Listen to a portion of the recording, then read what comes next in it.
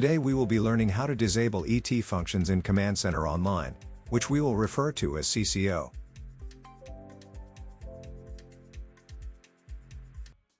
First, let's visit calsense.net and log in using your username and password. Once logged in, you'll land on the home page. Next, select the site where you would like to apply these changes.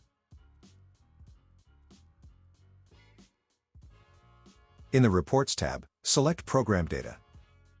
Scroll to the bottom of the screen until you reach the Weather Settings section. Here, you will see the station groups that are using ET, rain, and wind. To turn these functions off, select the Edit tab next to the station group name.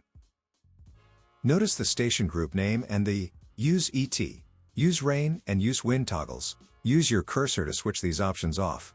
Once you've made your changes, click Send Changes in the upper right corner of the screen. You have now successfully disabled ET functions and can program stations with user settings. If you have any questions, feel free to reach out for additional support. Thank you for watching this video on how to disable ET functions in Command Center Online.